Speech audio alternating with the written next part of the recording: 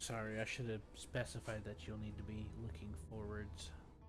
No, that's fine. I remember I did this months, like 2 months ago. The me remembering what controls do what is not Yes, happening. my bad. My brain was thinking that you were looking straight. Welcome to Interastra. Take your time. Are you using a manual look around, or are you using the number keys to switch between your panels? Number keys. Okay. Yeah, if you hit the same key again, it'll just reset you back. Okay.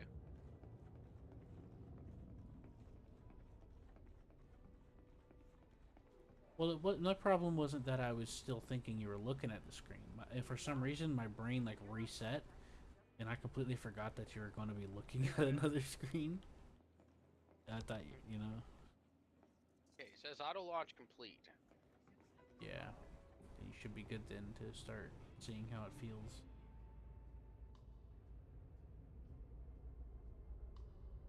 I'm in the game with you, so I can go over the controls as we look for stuff.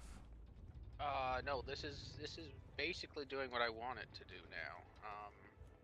What does A and D do for you? Um,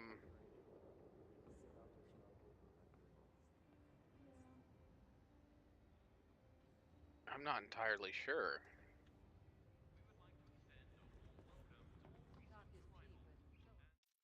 I'll see Hold if on, I let me can go help. straight forward. Yeah, that's a good idea. For me, the default for y'all is A and D. It might be strafing, it might not be. I can't really tell. I don't have um I know. What I'm an saying is object like we to could. look at. Oh. Try to turn around and face where you just came from. There we go. That'll work. Okay, come to dead stop. But for me, the default is the yaw, so we could rebind that into the roll or something. Yes. Okay. Yep. A and D is strafing. Oh, it is. Okay, good. Yep. Yeah, I figured it'd be different for me because I've, they, you know, uh, Hmm. control schemes change for a lot of games. Even in Star Citizen, they somewhere. Well, I just went into the settings and switched it all to mouse and keyboard yaw in all the different categories, and that seems to fix it to a more sensible setup. Yeah, that seems like good. Then I guess we're good then on that part. Yep. Pleasant surprises. I always make sure to get engineer upgrades. In a fight, an upgraded weapon can be the difference between life and Right. death. So Indeed. I guess I got to show you how to do a private Talk session about now, don't I? flight maneuvers. You can't afford to get Probably frostbite. would help. Hmm. Yeah. Yeah. Tell me about it. If you made any changes to your control scheme, I recommend you save it as a custom one, Indeed. just in case. I didn't. I didn't do a custom one. I just switched it to one that they already made that was for mouse keyboard yaw. Oh, okay. You go to the main menu. Yeah, main Okay. menu. Escape. Not main menu. Mm-hmm. Exit. Yes, exit, and then it'll give you the option. I think that's right. It's a main menu. My Okay. memory's really bad right now. I visited Capitol a while back. Say what you like And about then the you should Empire, hit they understand continue urban planning. whenever. Yep. Uh-huh. And then private session, you should see my name. You click that and click connect.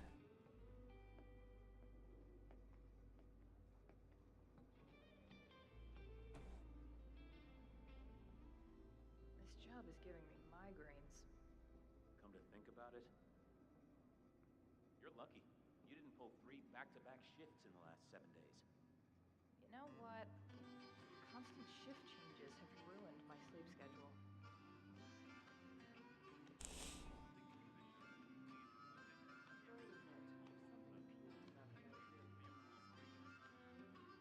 I've heard that you can get started with something as basic as a decent hauler. Okay. I don't know what I just hit, but that is not what I meant to hit.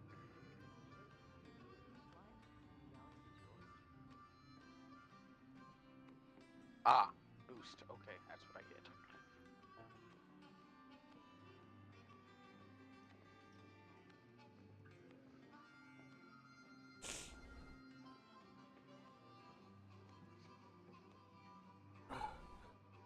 I'm stretching. I thought I'd check it out. Honestly, I find it way different. Feel like they teach me here. So do I want to join another ship? Hey, compared to some airport taxis. No. Okay. I don't know.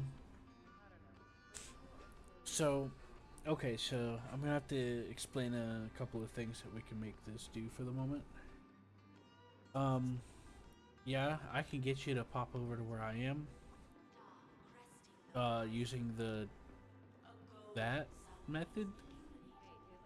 When Seth's here, you can like leave the bubble, and we could like pick you up from the safety bubble outside of it. And also, what's the other thing? I forgot everything. But yeah, so I think you get the oh, I have a problem. Welcome to Apex Interstellar. Where would you like to go?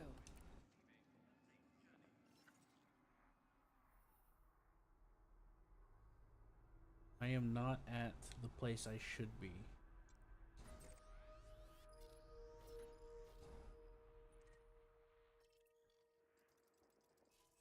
I'm gonna have to take a taxi. Thank you for choosing Apex Interstellar. Okay. How did Yeah, you I'm end up at at the a- wrong place? I was riding with Seth last night, and I got off at this station for a moment so that he can do some adjustments with his ship.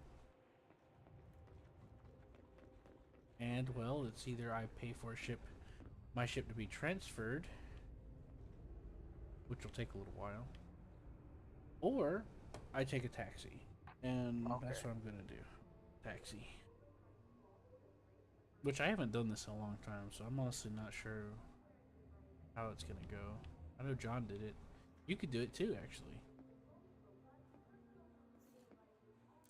Oh, I see a green dot. Is that a queue? Most likely. You checking your galaxy map? Yeah. Yeah, it'll have like a people icon or something. Are you at LHS 380?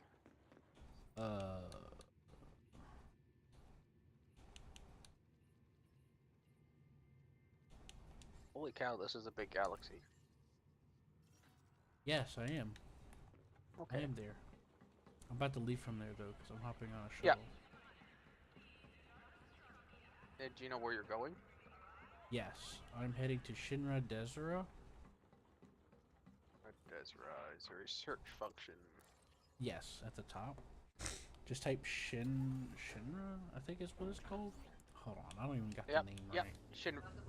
Shinrarta Desra? Yep, that's it. A permit is required for this location. Yeah, you have to get like max level in one of the skills. Well, not skills, but rankings, which isn't that hard. I got trading. I did mine in trading. And there's a space station there that gives discounts on all ships and modules. Okay. Yep. That's where I parked my ship.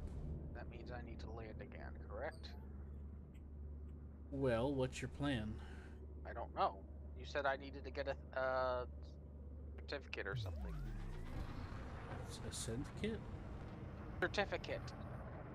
Oh, no, you can't buy it. You have to rank up like one of your traits. There's like 4 or 5 traits a person can have. You have Combat, Explorer, CQC, which I think is like some sort of like, I don't know what that is, some sort of first person thing. Trader, Mercenary, and Exobiologist. You need to get one of them to elite rank. Any of them. Oh. Yeah. So you don't really buy it, you have to like... You receive it. Yeah. Okay. Ouch, my hair.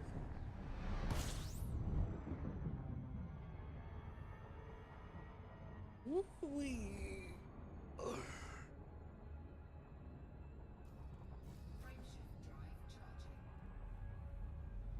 But yeah, some of the stuff there's some things that I could show you how to do. Like there's exploration, can earn you some quick money with like a cheap ship. Okay. There's also like an early mining you can do. the exobiology pays out well, but so whenever it comes to like exploration to make the most out of and trading, it's usually better to use some sort of third-party support. And you can do the exobiology. Whenever it comes to make the sort, I recently you can type in like you can select an option and it'll look at the ship you have and the size, and it'll give you the best like trading stuff, and it'll give you like a trading route up to a certain point, and that's been very successful for me. Regarding the exploration thing where you scan certain planets that are worth a lot of money, there's a website for that called Road to Riches. That's I taught Seth how to use a while back, and John. Now when it comes to mining, you can use third-party support, but you can also just search for a good spot nearby and get going with it, you know? It's mainly just trading and exploration that gets really hard to do without any extra help. Okay.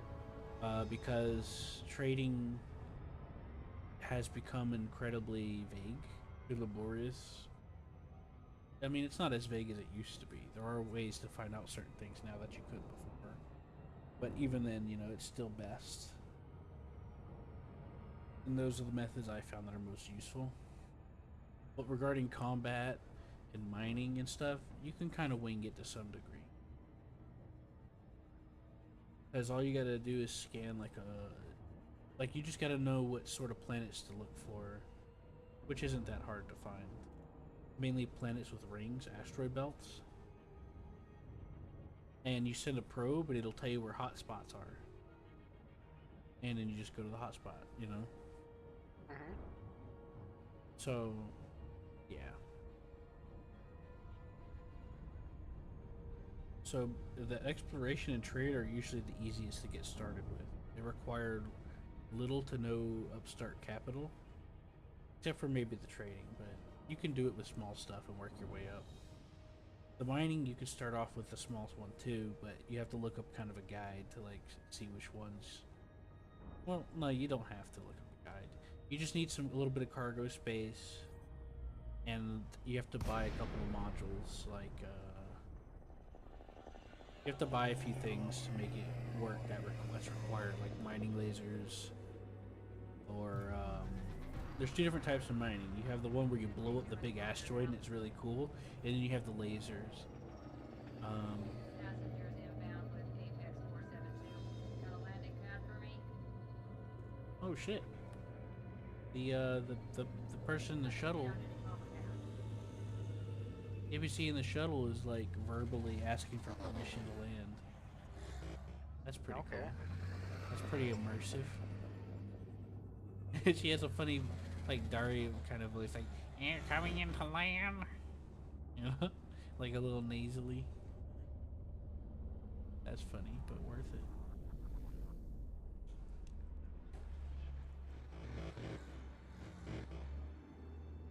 I don't want to get too into some of the details and particulars because it's kind of like a pick it up as you go to some degree. Because there's kind of a lot of stuff to things. Because there's like also like optional ways to do things. But yeah, I recently bought a ship and I outfitted it for both types of mining because it's just big enough to have the setup for it.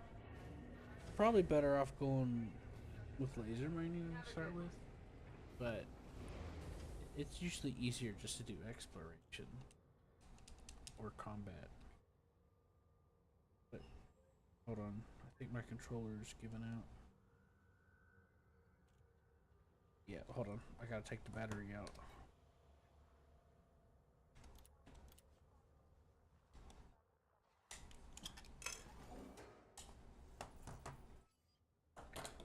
I got rechargeable batteries.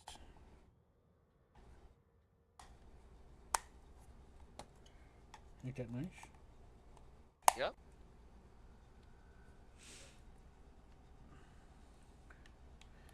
So yeah, since you don't really have a lot of startup capital, it might be easier just to either try to ride with me and see if you can collect some dividends from stuff, or Okay.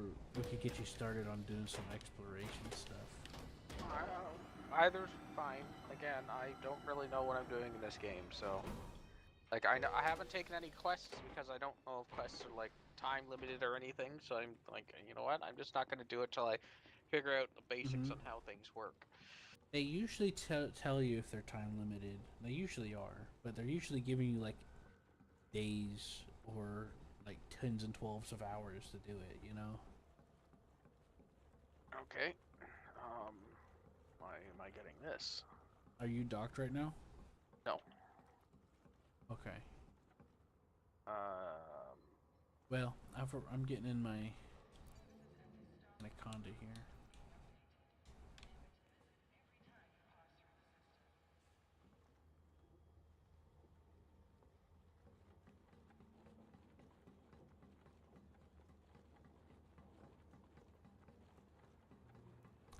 The thing about exploration is that it's mainly a solo thing.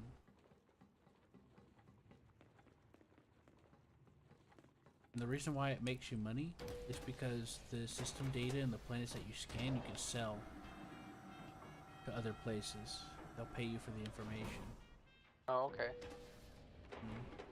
And that's why it's the easiest to set up. All you need is a chip and a scanner. That's all you need. I'm gonna swap out for another one of my ships, and I think I'm gonna take us trading.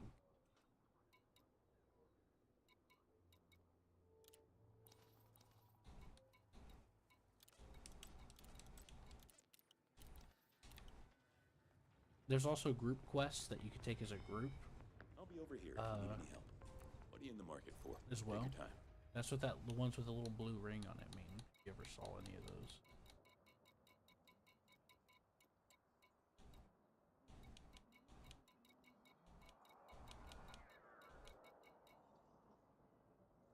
And this guy's just a chatterbug.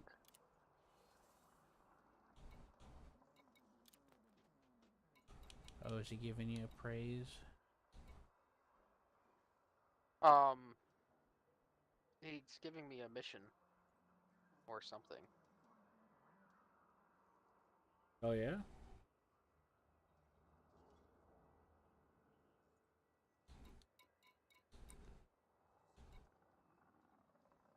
It appears you've launched and are heading out on your first journey as a licensed commander. Hopefully you're considering coming to destination to take advantage of our offer. Yeah, it's like first mission something.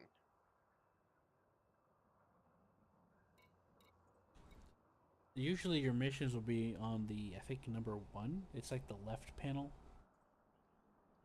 And there's like a subsection. Navigation, transactions. Oh, what's this? Oh, here we go. I have 1 week to do this. Is that real time or in-game time? Real time. Okay.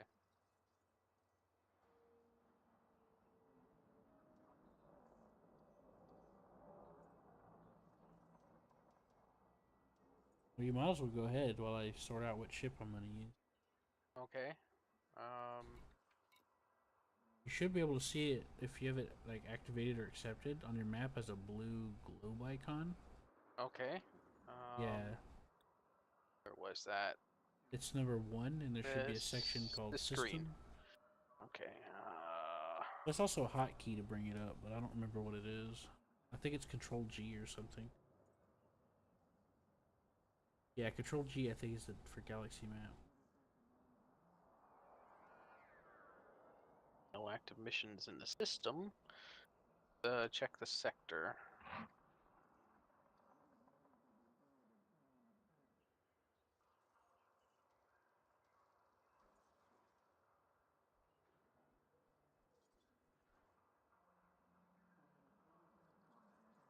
Aha. Discovered. Hold to plot route. Okay, route plotted. Real quick before you leave, though, there is something important that I need to check. Does your ship have a fuel scoop? I think I checked with you last time, but I don't remember what you said. I wasn't actively playing when we were talking, so I don't know if I would have remembered. You can check your modules on the right. Right. Okay. Right. I think Modules.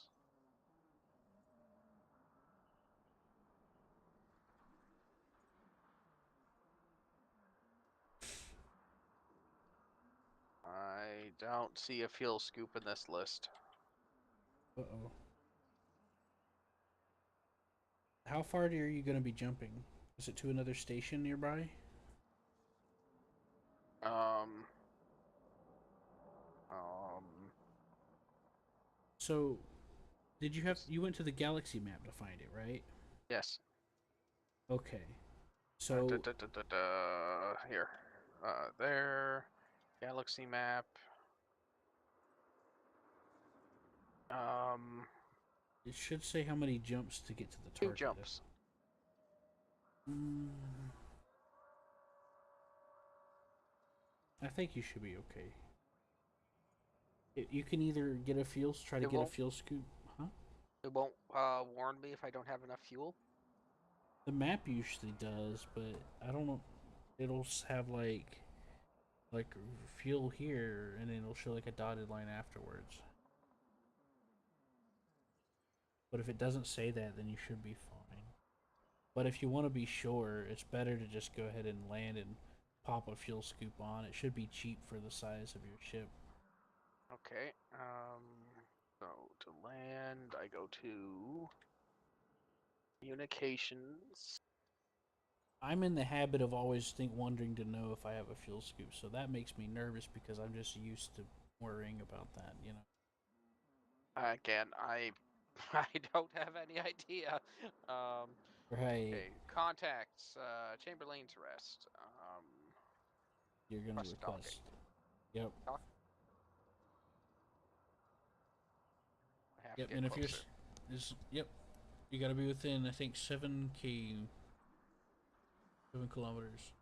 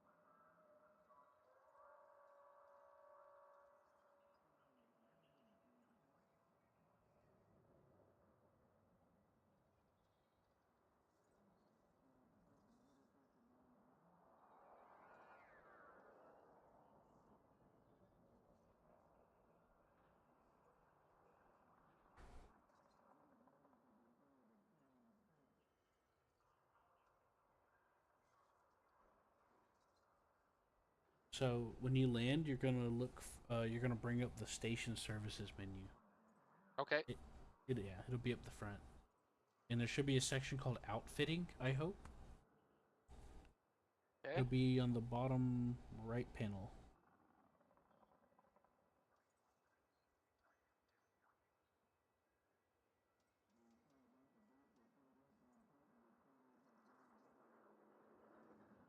And then once you're in there, you're gonna go to the section called optional internal.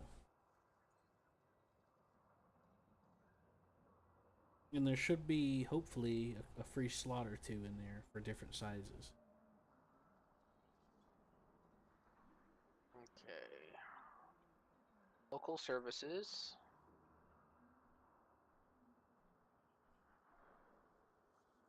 Um, said it was vehicle extras. Sorry, say again? It should be under outfitting. Outfitting. Outfitting. Outfitting. It's toward the There. bottom on the right side.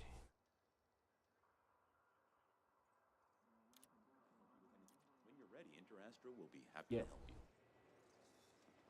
And you're gonna find a section called optional internal. It's currently telling me to stand by. Oh, okay, give it a second then. Oh, I know why. It's ducking you into the bowels. There we isn't go. it? Okay, so I've got two. What we want.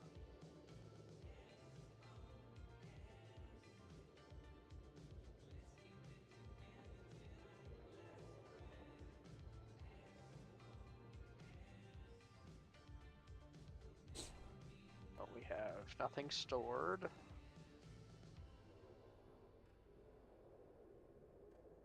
Utility? It's going to be an optional internal. Just go a little further down from that. Okay. Fuel scoops.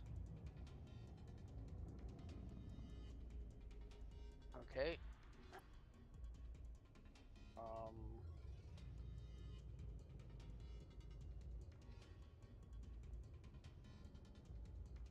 Oh, there's different versions. I can only use one. Yeah, there's different versions for different efficiencies and power.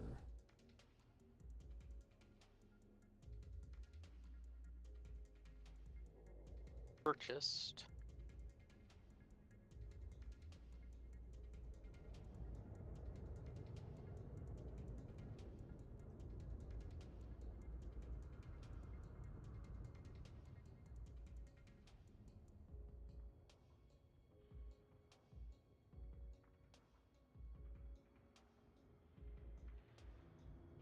Okay, fuel scoop is installed.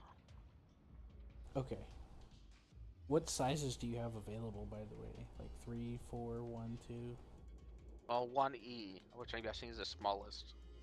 Yeah, 1 is the smallest. E is the basic, lowest grade. The other ones all had little funky lines behind it, so I don't think they were available to me at this point. Right. It's probably because the station isn't offering those. Different places have different stock, if that makes sense. Okay, that makes Yeah. sense. Mm-hmm.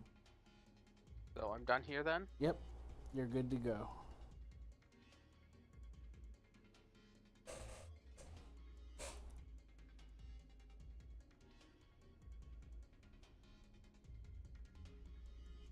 And then whenever you when make do your I need first... Go ahead. I was going to say, when you make your first jump, I'll show you how it's done. Well, I did it in the tutorial. Whether or not I can remember, we'll see.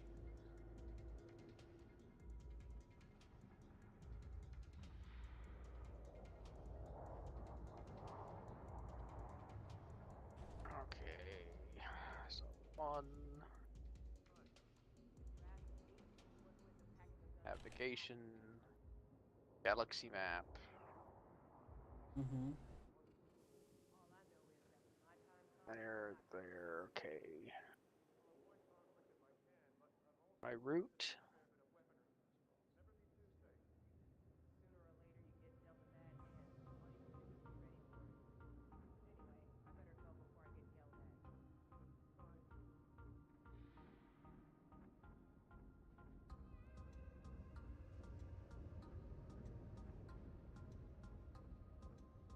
Okay, so that's where I need to go. Oh, don't deploy those. Back away.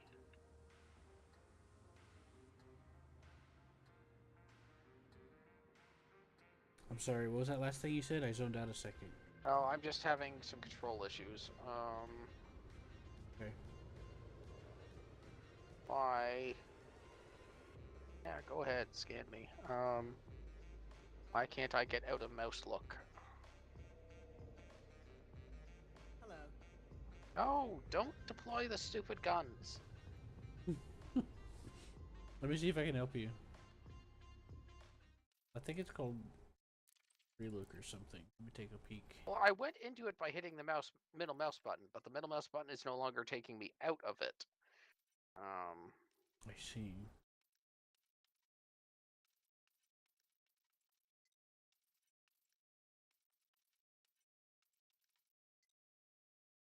Okay, so here's in your settings, ship controls, under the section mode switches. And then there's one called a head look. You see that one?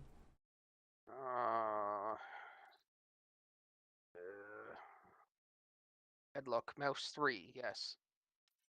What's the button mode set to? Toggle? Toggle.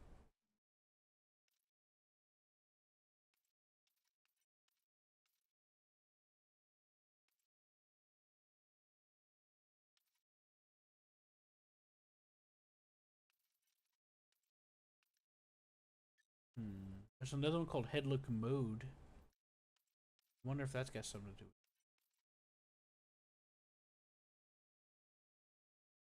Mouse head look on. No, I don't know. I'm guessing the game just glitched. Because again, it was functioning differently before I landed, and now it's being weird. Oh, wait. Did you jump yet? No, because without being able to turn the ship, it's kind of hard to do that. Okay, I was just double checking where we were at because I was trying to think of. I was on the thought process, but I guess it doesn't matter. No, I took off, and I'm in space, and I can't turn the ship. So, We gotta figure something. There's something gotta be causing it. what happens if I do this? Does that fix it? No. What if I do this? No, that's not helping. I don't want to deploy the weapons again. Actually, let's go forward a bunch. I can at least do that. Once I get away from here, maybe they'll get a little less upset when I accidentally deploy the weapons again. Oh, there's a section called head look mode underneath but next to the head look, and there's a setting that says head look center when inactive. See if maybe that will help. For me, it's on, but I don't know if it's on for you. Okay, I am now away from the station. Throttle back down.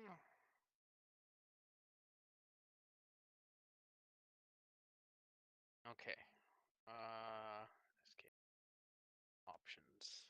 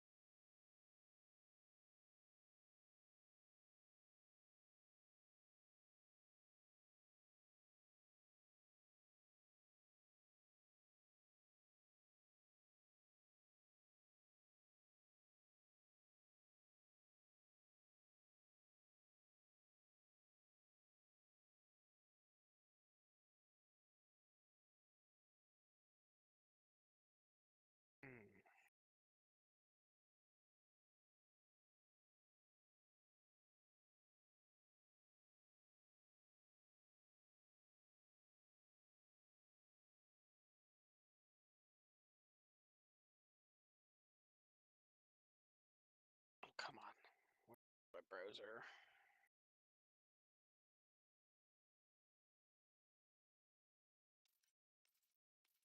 So the center was already on, I take it. Chris. Yeah, it's cannot switch out of head lock mode.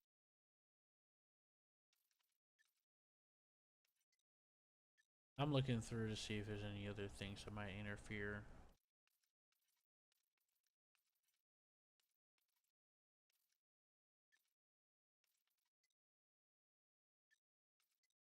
I think you're right. You might just have to restart or something. I don't know.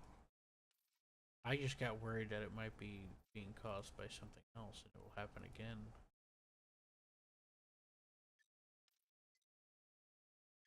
Well, that's just it. If I can't figure out a way to do it without restarting, I may have to end up restarting a lot.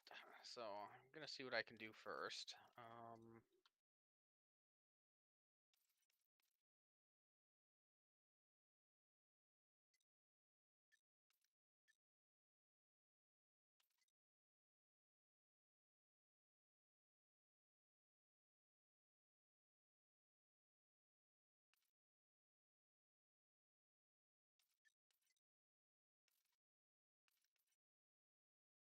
Okay, that's cool, but that's not helpful.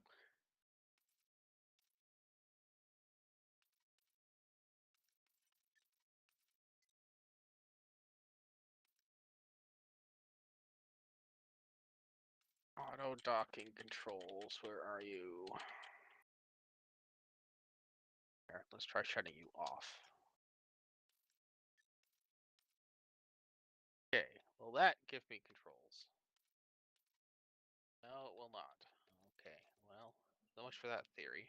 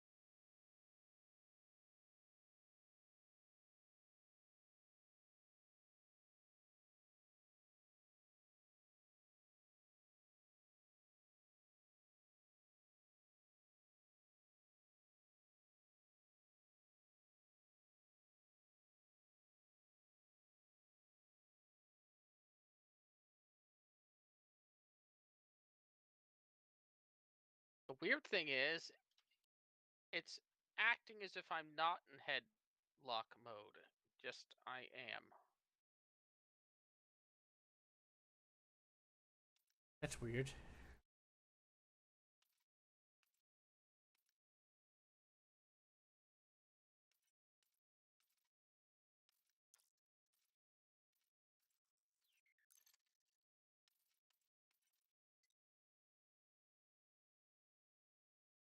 And I'm not.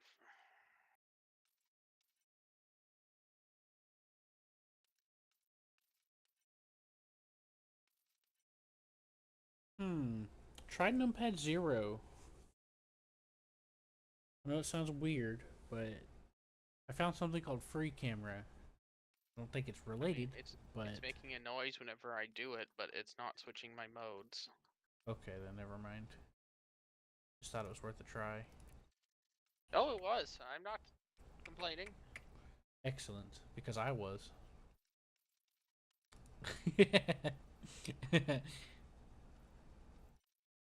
Alright, let's see. Toggle. Let's.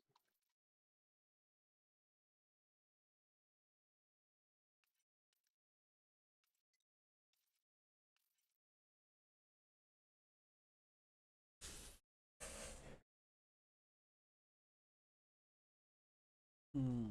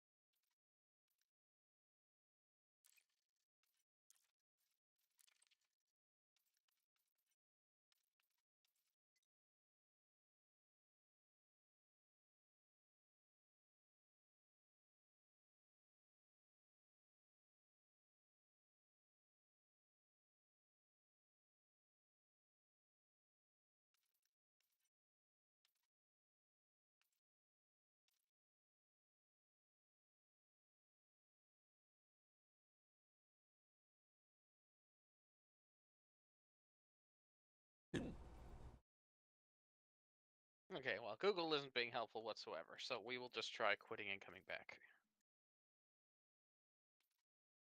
Okay, I'll try to look on Steam while you do that.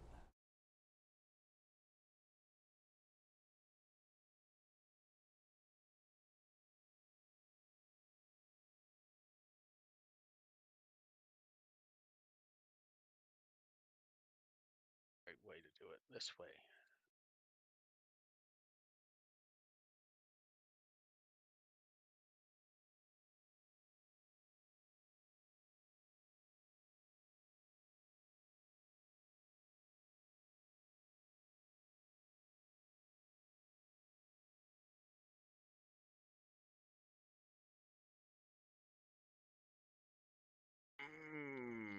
Nope. Still doing it? It's still doing it. Is there... It might seem weird, but is there a way that I can see what you're seeing? I mean, I could. Like No, screenshot or this isn't something? disc. I mean, you can, but as a cockpit, it's not going to be particularly helpful. But, Yeah, I could ask to watch you on Steam. that would work. Okay. Would you mind sending me an invitation? I've been having issues recently trying to join someone else.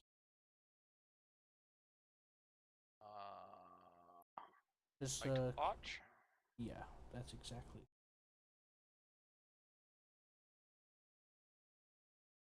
Alright, I'm loading.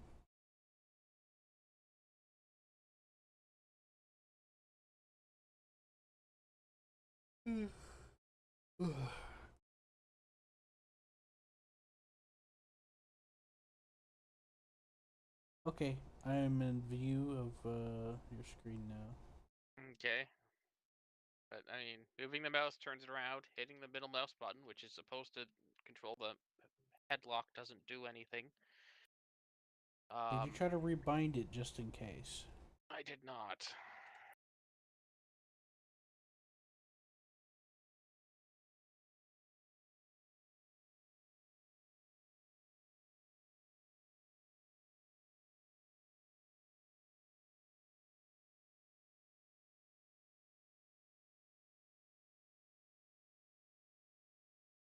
Switched it to a different mouse button.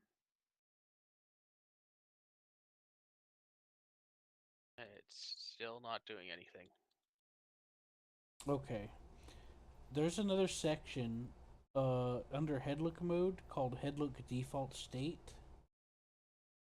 That's off, right? Moment. No problems. Headlook. Yes. Default state is off. Okay, center when inactive is on, right? Yes. Okay. There's a section under there called reset headlook. I wonder if that would help if you bound something there. Yeah, well, we can try. Let me just put this back to where it was supposed to be. Yeah.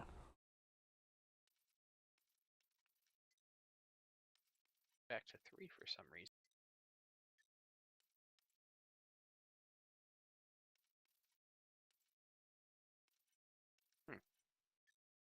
Anyway, okay, so let's try reset headlock. Let's try that. Fly.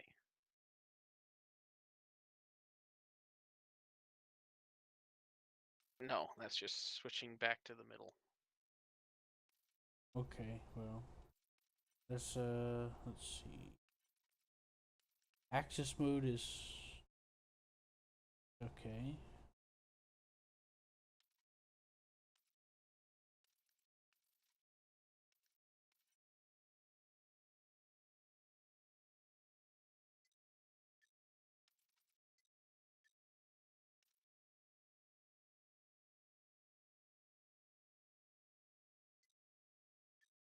I'm looking through some settings here.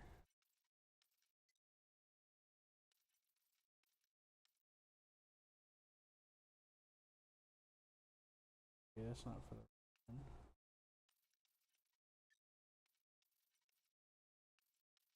Okay, that fixed it. See. So apparently when I switched it to the other button before, it didn't save it. Oh. My mouse button's just broken, or if it just decided to randomly glitch temporarily. Back Some to games mouse sometimes 3. have a hard time recognizing some of the mouse buttons.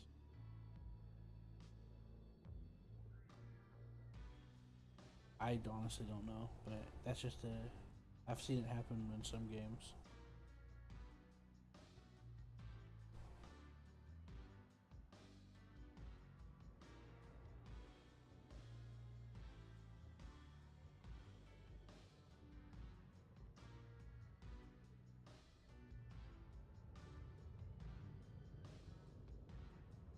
Okay.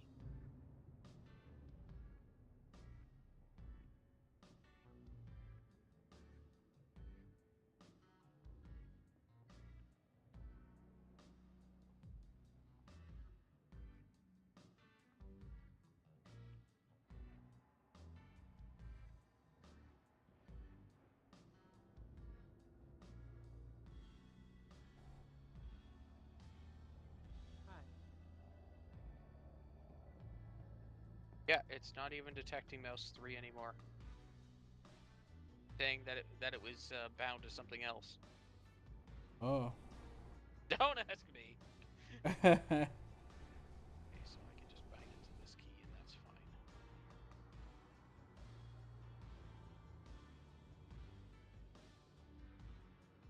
Okay, Well, it's got happy that now. sorted. It's happy now. I like how you said Okay. It's less unhappy now. that. No, I just like the way you said it. My active mission disappeared. Oh, no, this is the wrong view. Let's try this again. Galaxy map.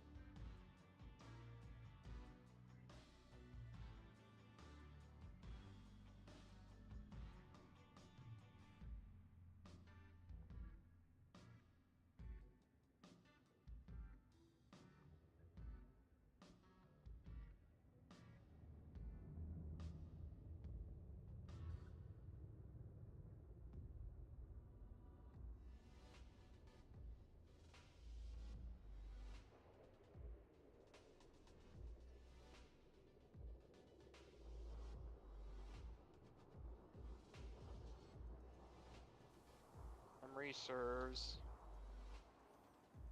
Yes, that seems to be about right.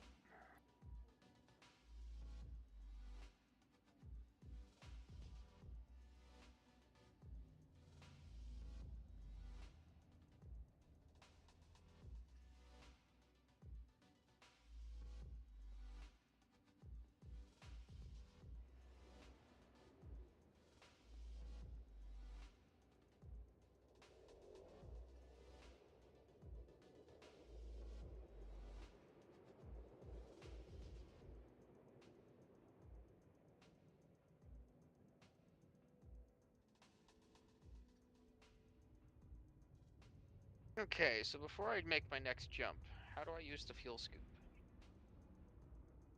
Right. So whenever you jump in, you'll come in near the star, right? Yep, that's where I'm at. And you'll kind of throttle up and point your nose like in an orbit, and you'll see like this yellow line kind of in the shape of the star. Now, let's assume you're pointing the top of your ship away from the sun. Do not go underneath that line.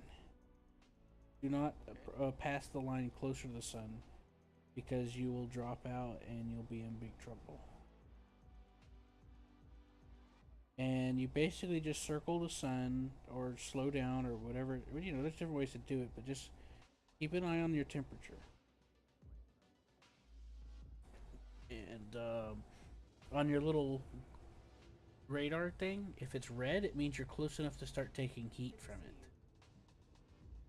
or something, you know.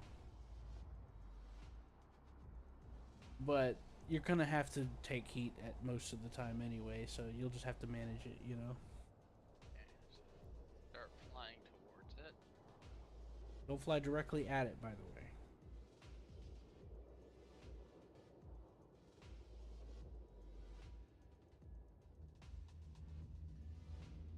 Oh, I see.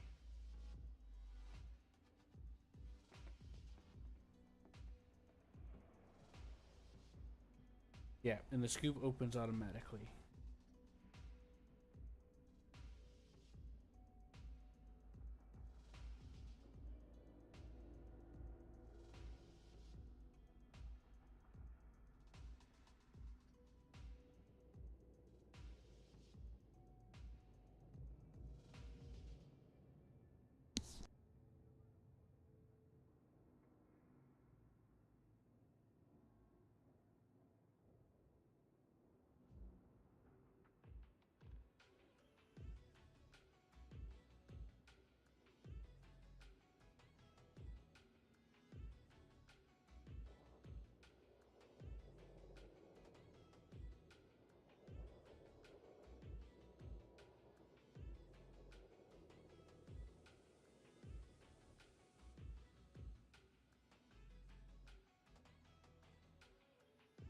Success?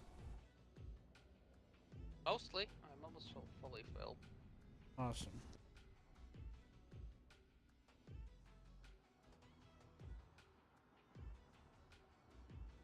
Hmm.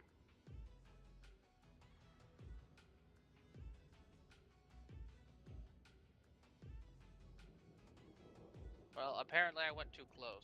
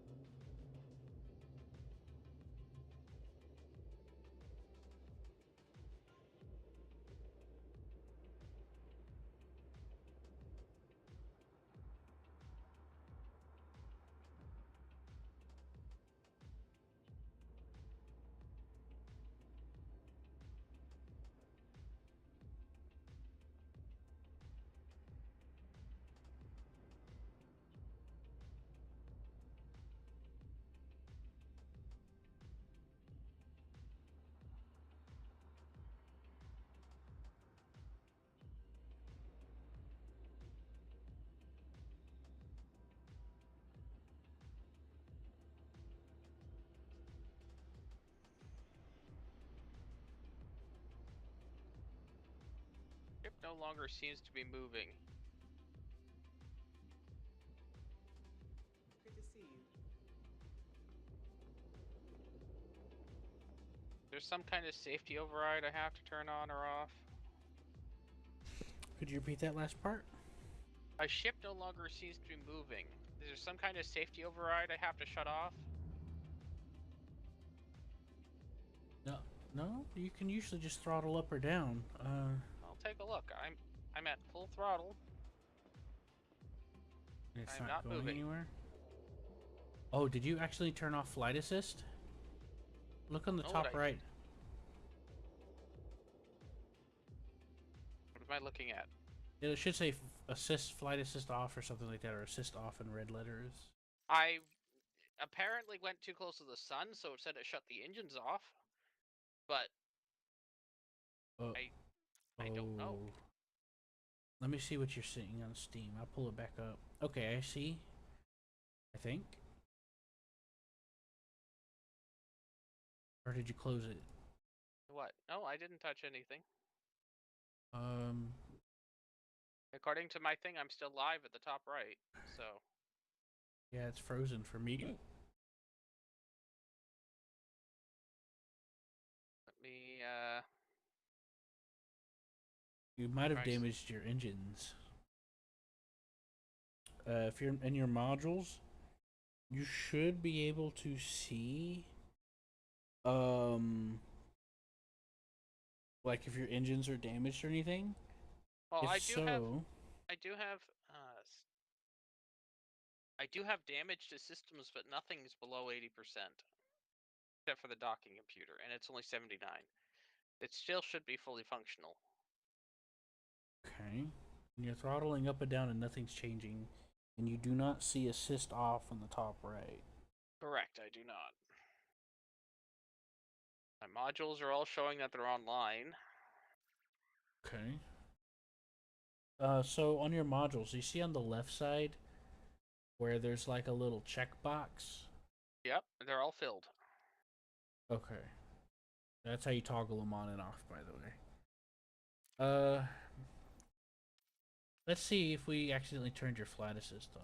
I guess that's the best place to start. It's Z, I think, is the default for that. It is Now for it's me. off.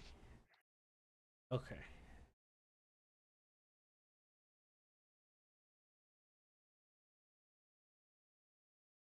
Okay. Interesting. I find all the weird stuff. Yeah, I thought maybe, you know what you could try to do is go to your screen on the right. I think it's 3 or 4. I don't remember which. Go to your ship section and do reboot and repair just in case. Okay, we can try that. It can't do any worse than not functioning at all. Yeah, it'll give you a timer for your oxygen. Don't worry about that. That's temporary.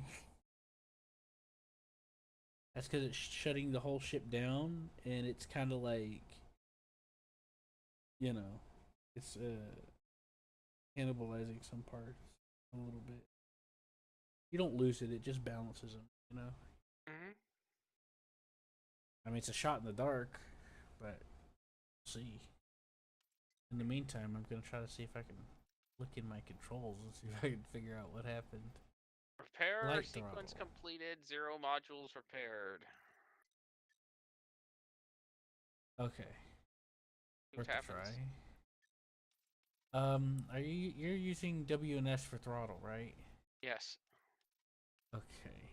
And throttle increments are set to Okay, continuous, so I my assume. turbo or my boost also doesn't do anything.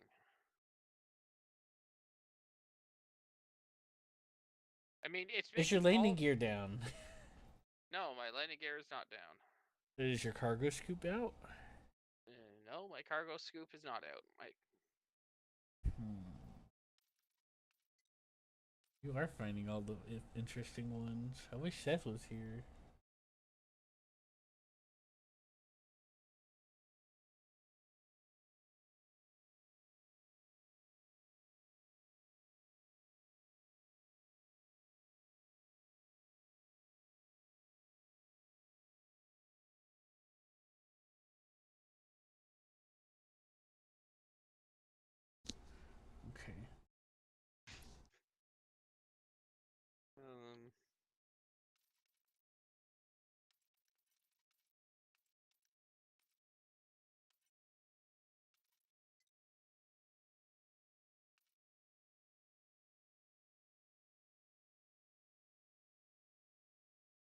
Oh, let's see if Google will help with this one.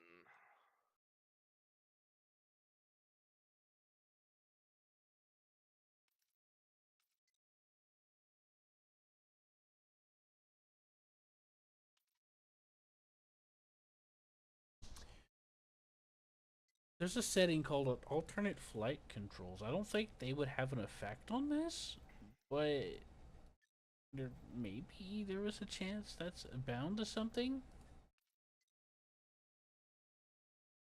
Light thrust. Oh right. Hmm.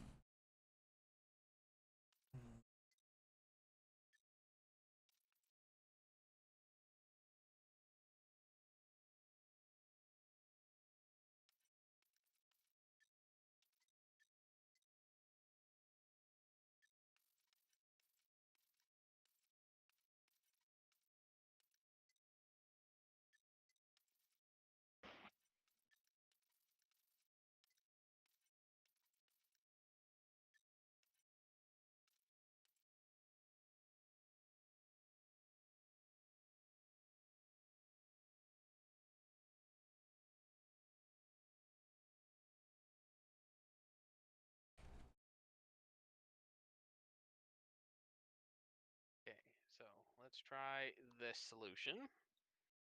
Look away from the sun, so I'll go over this way. Go, this should do. You know what's funny is I was gonna ask you that if you're pointing at the sun or I away was from not. it. I was not. I didn't think you would be.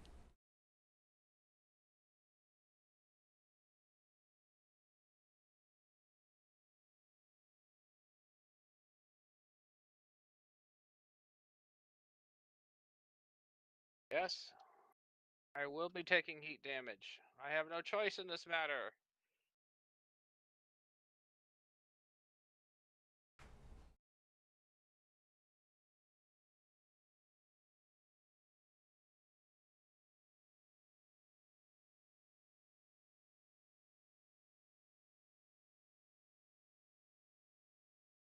Okay. I think I have got it fixed. Let's see.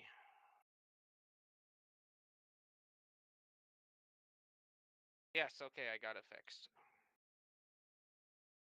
Okay, good. The only way I could fix it was apparently turn away from the sun and activate J while at throttle.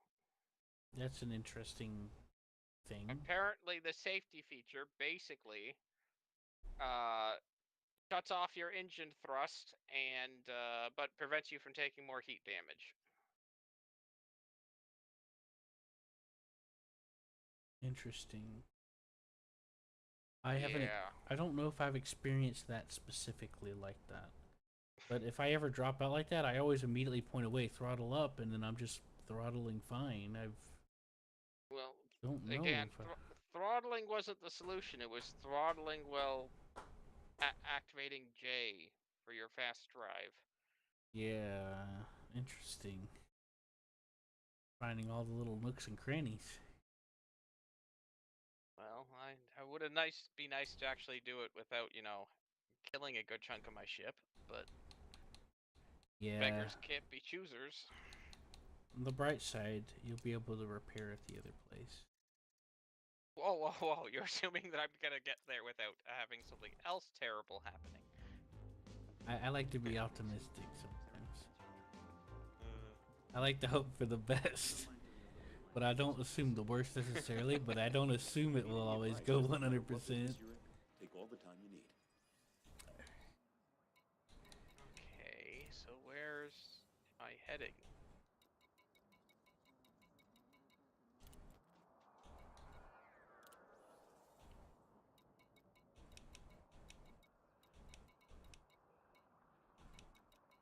Is there an easy way to find where you're actually set your jump coordinates to? Um, you mean like which way you gotta face? Yes. Yeah, you see where your little radar is on the top left? It's like that little blue dot or whatever. Top left?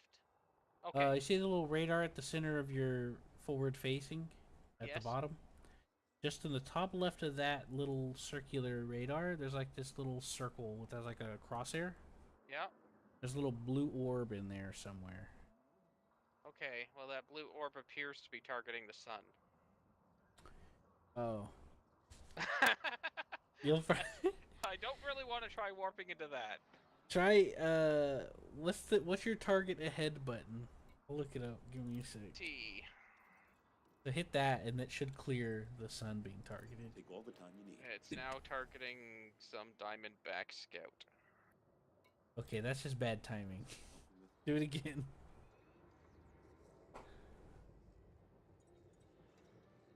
Okay, currently, I don't seem to be locked on anything.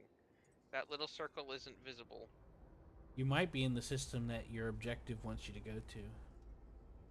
I should have a second jump unless it'll do two systems at once. It might have. You should check. Okay. But depending on how far you jump is dependent on your jump range, so you could totally skip one. Okay. I'm here if you have any questions. Galaxy map. No, it is not. That is not where I'm at. Let's try canceling the route and plotting it again.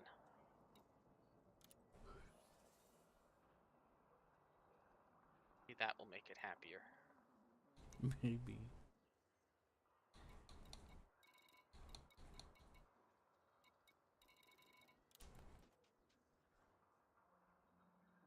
You seem to be finding all the happy little... There we go. Thanks. Yep, this is making it happier. Okay, Eddie Interastra will be happy that's to help. good. Happy. So when the blue orb is dark, it means it's somewhere behind you, depending on which way it's facing. Oh, okay. The center of the crosshair is your direct front. And when the blue is brighter, it means it is in somewhere in your forward cone of whatever that crosshair is. Oh, okay. Mm-hmm.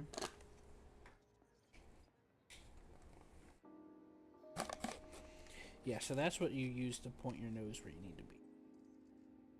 Keep in mind that sometimes it's behind something else, and your target will, instead of being orange, it'll be like brown.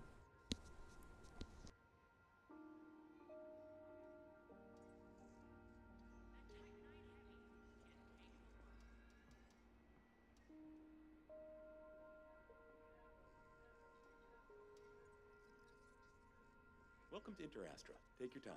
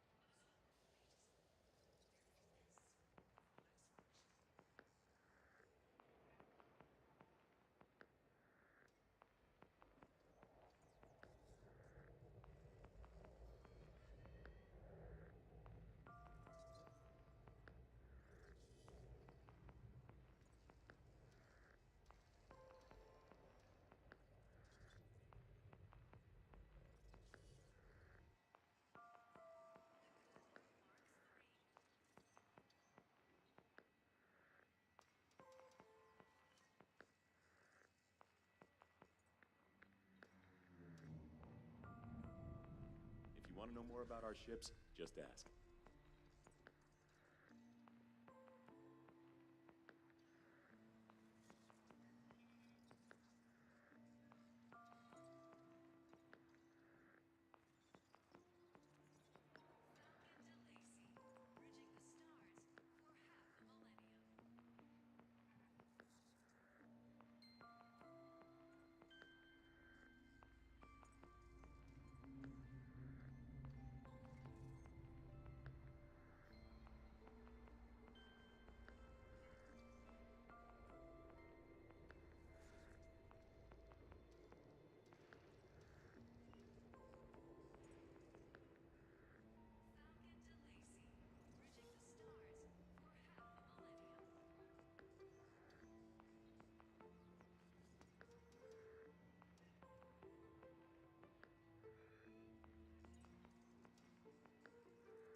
Okay, so I'll be if over you here stay if you at need any roughly about, with my current fuel scoop, at around 10 or less than 10 for the fuel amount per second, your heat will go up slow enough that it's not a big deal. Now, different stars will produce different heat at different ranges. Okay. So that you might have to kind of play it by ear here and there.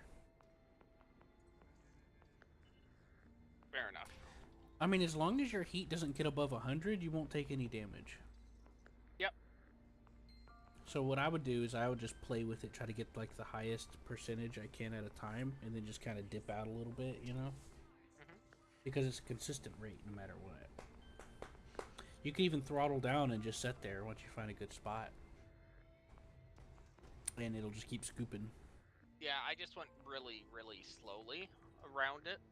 I kept Yeah, that's a good my idea. throttle low, I'll be over here and if that you way need I any had help. more control over how quickly it was pulling it and how much heat I was Yep. getting. Yep, that sounds good. I have a keybind set to 75% throttle. And that comes in handy for a lot of stuff. It'll automatically set at 75%. And the reason why is because that's the fastest, safest speed that you can go without causing a slingshot effect on when you're trying to get close to like a station that's near a planet. So if you ever get the chance to experiment with your throttle, I'd recommend it.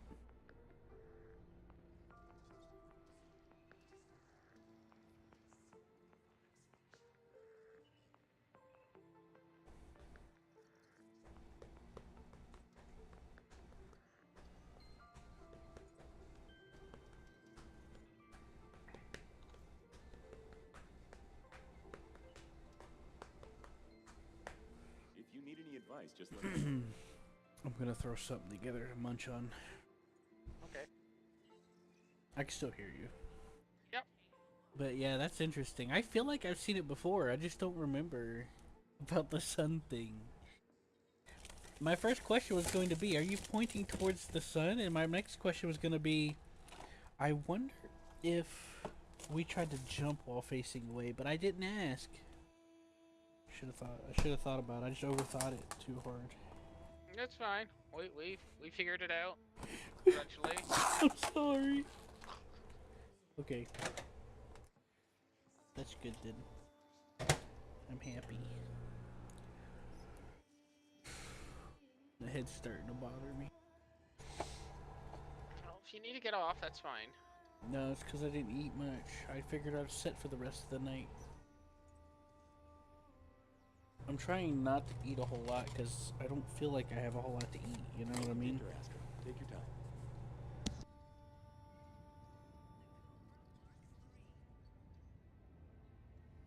I have things to make stuff. I just don't feel like I can do it, you know? Like these mashed potatoes. I got this box of instant mashed potatoes, but that requires a lot of effort that I feel like I just can't put into it.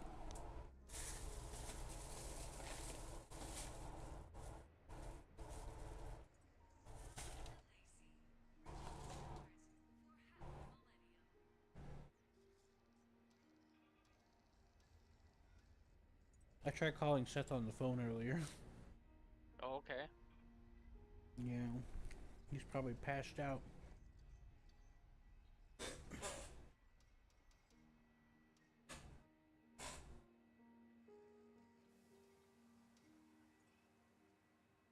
If you need any advice, just let me know.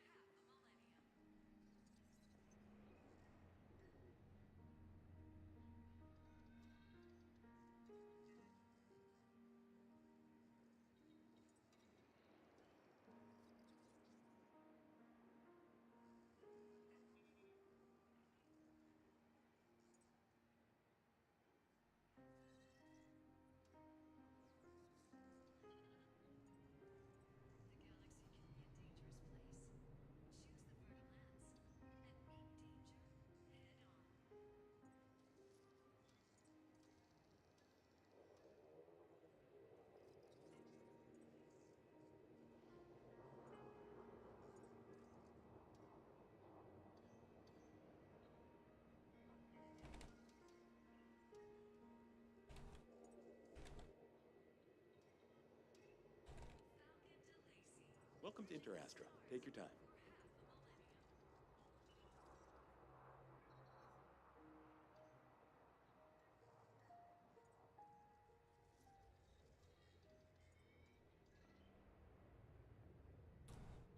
So how's the We've got a how's your wide trip range of going ships now? available. Smoother? What are you looking for? I'm No rush. currently at not jump speed, the other speed, super cruise, towards Mhm. the target destination in system. Nice. So I think it's going fine. I currently have 30 time increments until I'm there, if this timer is accurate. It's been a Kind pleasure. of. Fly safe. Your speed scales depending on if you're going towards or away something. So it's Yeah. kind of accurate, but it's kind of not. Well, I Because also it's like a don't... measurement of distance. Well, the first number appears to be the distance I am from it, but there's no way that this timer and that distance are going to hit 0 at the same time. So I don't know Yeah, what from my that first number is supposed to mean. well, the timer is kind of like it's a guesstimation. It's an approximation is how I take it. And the light seconds is like a distance thingy. Well, You I remember? just started at just under 600,000 distance. I'm at 500,000 distance, and the Oh my timer god, is what like the a third of fuck? what it was at. This you mean light seconds? Welcome Yes. to Interastra. Oh So my god, dude. I don't know. You It's gotta be not making fucking sense. really? 600,000? Yes. Jesus Christ! What are they making you do? I'm going to Kumo Burger Truck Stop. What the? What? What is that? Don't ask me! Kumu Burger Truck Stop? Yep. I need you to screenshot that when you get there. Okay. I need to show Seth. I've never. Okay. The last time I saw a name that was silly like that was a player station. And it was something kind of similar. But I wouldn't doubt that it's something official. I don't know.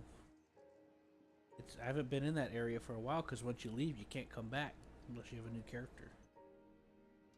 Not only that, I didn't really explore it a whole lot. I kind of left it and didn't realize I left it. If you need any advice, just let me know. Also, I mean, they're British people. They probably threw it in there. So it's Kuma, right? Or Kumo? I posted a screenshot of the destination I'm heading towards. Kumo. Okay.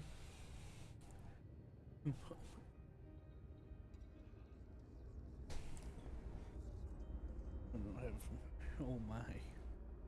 But you see the distance. I'm not making this up. I believe you. It's just. Why would they make you go there? Was it? How long is it telling you it's going to take you to get there? Like 10 minutes? It still 18. says, That's 18 minutes. well, time increments, because each Oh of my those were counting God. down by like Yeah, because you're it going was faster and 3 seconds faster long. as you go. Yeah. Yeah. Oh my god, 400. Why are they doing this to you? That's horrible. I would look, man. Let me give you an idea. I'll be over here if you need If I went to a system and it said, "Hey, I want you to come here so you can sell a commodity," if I'd say no. I'd say no. I'm not flying that far. that's fair. Unless I had an SEO drive. It's a new drive they added to the game where you can boost while in Super Cruise. But you kind of have to use a ship that's already kind of designed to handle it. Otherwise, it sucks up a lot of gas. Do you have an SEO drive? I don't know. It'll say frameshift drive in parentheses SCO. Modules, right? Correct. Frameshift drive. Nothing in parenthesis. What if you tried selecting it to see if it'll show more information, or would it just toggle it on and off? Actually, you know what? Don't touch it. FSD injection. If you want to know more about our ships, Just ask. No, this isn't telling me anything useful. Okay. I was hoping there'd be like a view info button. There is an info button, but mass, power draw, optimize mass, max I wouldn't fuel worry burn, about it. super cruise overcharge unavailable, if that's what it's supposed to be called. Yeah, that is what it's called. So you just got a regular frame shift drive. I do not envy you right now. Let's put it that way. What are they doing to my boy? Cut to that Godfather scene. I feel like this is an extended part of the tutorial to test if a player actually is going to refund the game or not. I mean, I ain't got a clue, man. It's not like I can go see for myself. I'm not allowed in that area. I'll be over here if you need any help. Once you leave, you're out. I'm surprised. Yeah, there's like a small bubble that's like the newbie area that once you leave, you can't go in. Yeah, but, like, why? I don't know. I mean, do they allow you to do combat wherever you want in the galaxy, or is there combat-free zones? You could do combat anywhere. Okay, so they just needed to actually put in this bubble of combat-free zones where you cannot do combat. Yeah, that's what I was going to say. I guess it was to keep people from farming people that just started. There's a reason why I never go into open play, and that's why. People are dicks. This game is not the kind of game where you're like, oh, I PvP'd. Oh boy, let me just go back and do what I did. Like, that was an investment that just went, that was a big time investment that just went out the window. Well, to be perfectly honest, I've never understood I'll be over here. the attraction of free PvP games. Me neither. I don't mind if there's a PvP toggle for if two players want a duel I for agree. whatever reason, but yeah. I'm on the same page as you, man.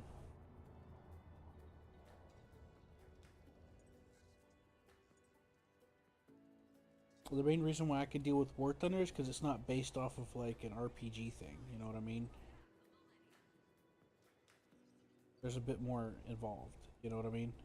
Yeah. You can kind of get smart with them. But yeah, games that get you to level up, and you could just, you know, I'm not a fan of that.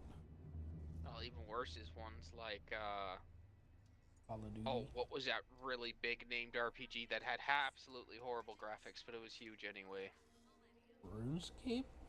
Yeah, there you go. Where you'll drop all your gear whenever you get KO'd. Oh god, that's the worst. Oh yeah.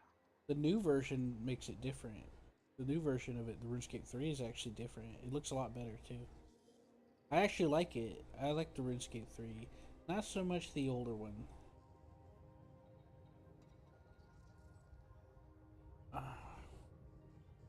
They give you a lot more options to keep like your stuff when you die, or easier ways to get it back, you know? Yeah. So, yeah. It's a lot better. However, they've also redone all like the quests and missions and stuff, so it's interesting. They added like voice acting and stuff, which was great, because lately in the past couple of years I haven't been quite on the reading only mood, you know.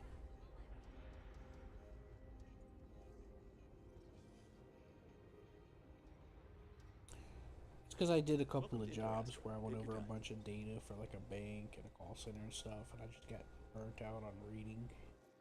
Fair enough.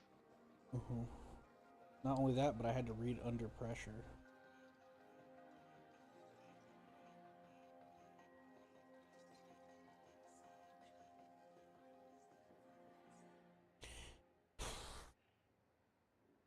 Yeah, so that made it pretty rough.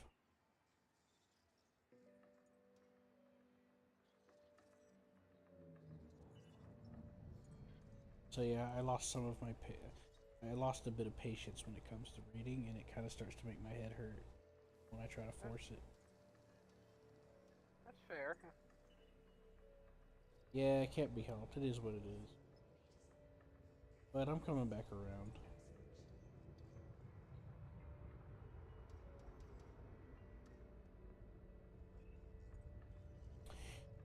Nonetheless, I'll be over here if you need any help.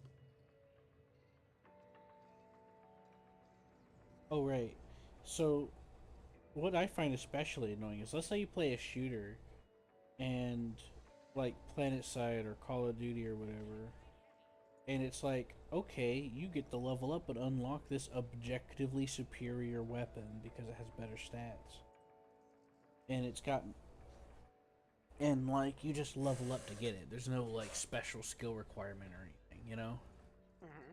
And then you get people that shoot you and then they're like, "Oh, you're just bad at the game." It's like, "Dude, I hit you like 10 times and all you had to do is hit me once to win." Like, it's not even a fair contest. You know what I mean? Yeah, no, my I nephews can't. were having me play a shooter like that on Roblox, and you know they put hours into the game. They have way better guns because they earn the in-game currency to buy them, and it's like, Yeah. okay, well, this is fun. Yeah. So yeah. Like, it doesn't equate. I'll be It over just here it if you means need you any did help. more time, you know? Hmm. And But I don't have a taste for that.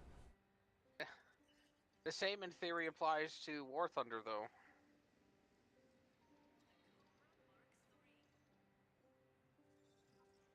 I'm not talking about just BRs. I'm talking about the individual vehicle and the fact that they have the modification unlock system, where, for example, in the case of aircraft, your ability to climb is much worse in the when you initially buy the vehicle than when you finish spading it. Yeah, there's a bit of that. Now I will give you there is something else that I would like to share with you about that. When you're playing in simulator, you don't really notice the difference as much. When I'm Well, you've got playing, you've got a much larger map, so that makes sense. yeah, like when it comes to sim, you can approach things differently. Like you can, like in realistic, yeah, you could stealth, but like the second the team spots you and they chain from their radios to each Want to other, know more about they're our gonna be ships? like the Just ask. invasion of the body snatchers, you know. Hmm. Um, but in simulator, it's like you can do it's an equalizer when it comes to being spaded, stocked, and when it comes to different skill levels. I found out. So I've had like a good time with a lot of vehicles that I don't think I would have had a good time in the other modes, because and with and without it being stock. So, and that's from my experience.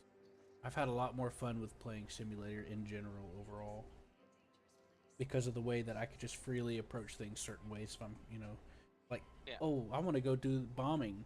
Well, just stay low, use the terrain, and do this like a little stealth mission. You know what I mean? And then go and land, and you get a bonus for landing, and you just get a lot more rewards for simulator than you do the other modes. Hmm. So yeah, I'll be over here if you need any help. I agree. I do have a little bit of a thing about that, but at least you're not completely helpless, even if it's stock. Well, switching from aircraft to tanks, you can actually be completely helpless because of tanks needing to unlock the superior ammunition and how War Thunder tends to up tier you.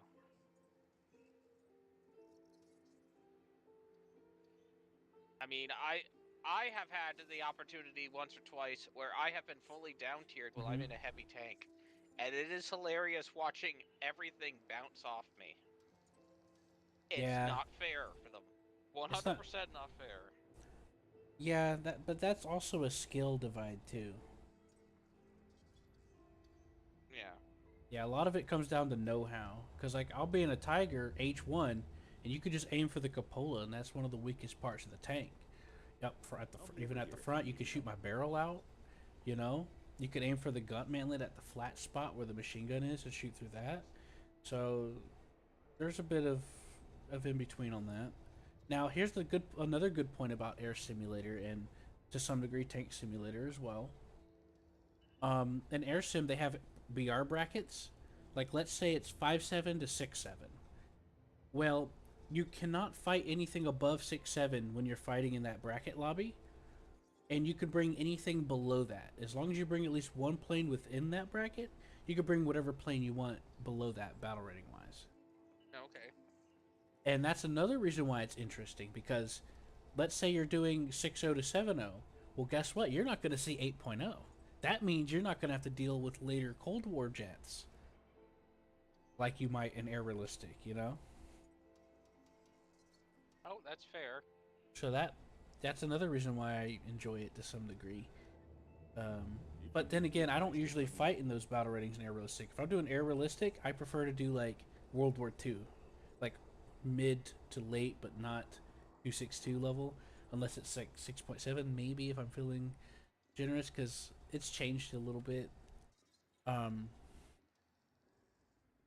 I prefer to stick to below that in Air Realistic because it's just what I prefer. Mm-hmm. And that's a part of it too. So I don't fight 7 or 8.0.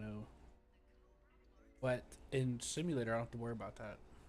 It is what it is. You know what I mean? You have the bombers, you have the people going. You know what you're gonna have an idea. You know what you're getting into a little bit, and then you can also like host the lobby and have the map that you want. You know, there's a lot of really good maps in AirSim. Well, there's a lot of good maps for different things, I should say, that you would go for. My favorite is Maginot Line because it always spawns objectives for you to do quickly. And innumerable. Well, I also feel that Welcome to Interastra. Take your time.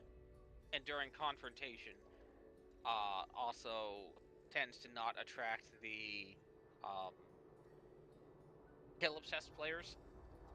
They're there to fly around. If they see an enemy, they might go after it. For the most time, they're not going to spend 5 minutes looking for an enemy. They're going to go play a different version of the game if they're that kill obsessed. Yeah, there is a fair bit of that. Yeah.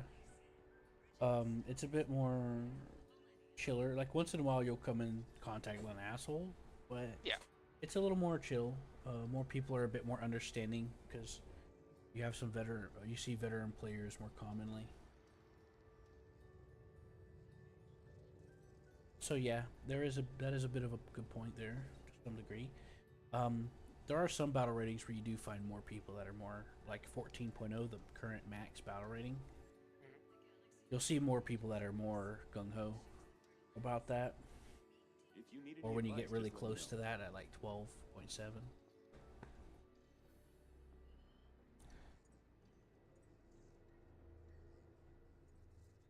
But they're not always the rule. But yeah, I was just referring to like very specific case because, in my opinion, and you know this is based off of like my in-depth knowledge of War Thunder. Whenever it comes to the disparity that I was talking about with the better gun, facing off like a newbie that just got the game, I feel like it's more extreme with other games because in War Thunder at least you have the BRs and they're in their respective eras. You know what I mean? Yes and no. It's better in some cases now than it used to be because I remember taking the H1N1. Was that it? The really bad Welcome to Interastra. Take your time. Japanese bomber that's looks The like a B1N1. biplane. Oh, the biplane. Yeah, it was like battle rating 2.7, but because it was functionally a biplane, it was put in with the biplane BRs. This was back when I started playing, and so I would be flying around in that with my 20mm cannon, and all the machine guns on the side that were just toasting other biplanes, and I was just, just flying in circles slowly, watching me get kills. They finally took it out of that, but it was ridiculous when they first introduced it. This was a long time ago. Yeah, it was before they did the BR. Compression. Yeah, You know why they did that, right? because they were trying to put all the biplanes into one BR, which I can appreciate them doing that, but Well, it was seriously wrecking the game. well, no, I wasn't referring to that. The biplanes were were pretty good there. I was referring to the BR compression in general. Whenever the Oh, tanks came out in the game, people from a lot of people from World of Tanks took offense to that, like it's a competitor, and they organized like community raids into the game. and they would start doing toxic stuff like team killing in the spawn and stuff like that. Back when Tank Realistic would let you do that. Yep. That's when it first came out, and just being overall toxic and stuff. And the player base dropped. What became seconds to find a match took minutes, and the game was dying. They about killed it. Now, since then, several of those people became actual players, but there's still a group of people that still try to get the game screwed over, and they'll constantly form like hate mobs and try to convince the devs by seeming like they're more than just a few, like they're a majority, by having different alt accounts and stuff. And then they'll get YouTubers to bandwagon for free drama, and they keep getting like stuff changed, or they get the economy knocked down, and then the devs like buff it back up again. Because and then they organize review bombs on Steam and stuff. It's annoying. Every few months to a year, give or take, they keep riling up over and over, and they've been trying to get the game killed for years now. That's why I don't go on the forums anymore. It just got too depressing.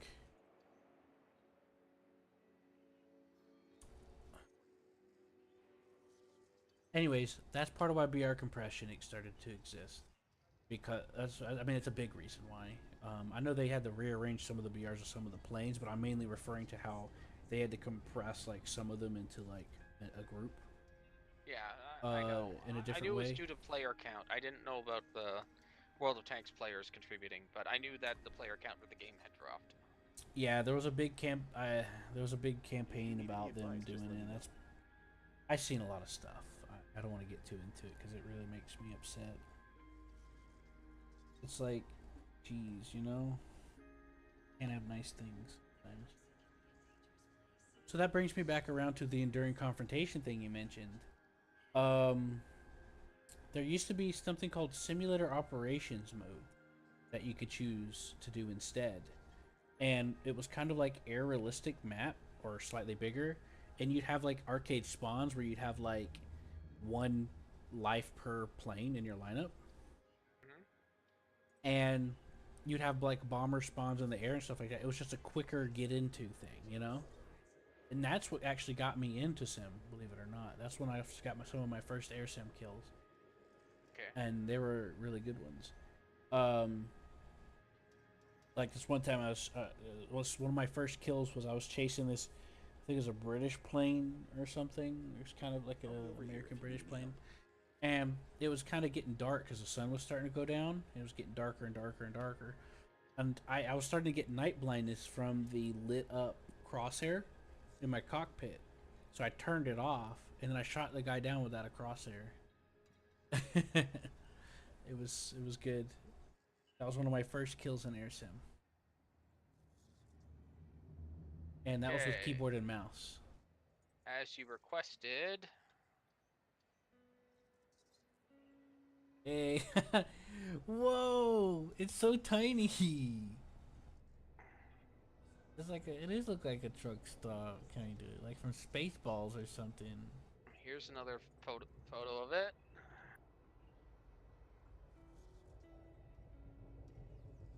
I'm gonna save this back. Truck stop, my beloved. Wow.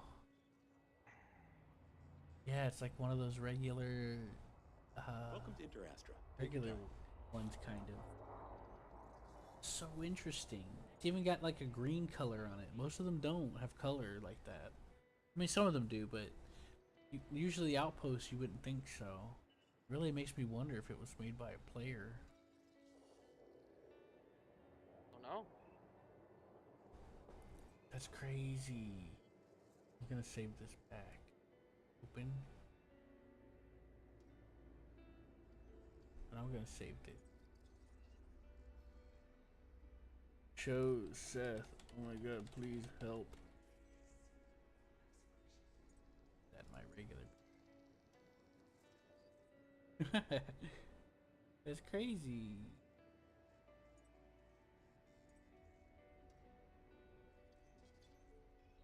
I find that amazing. There's a lot of interesting things in the game, especially with the player created stations.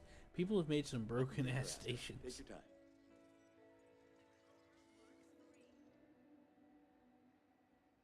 That build number 2. There we go.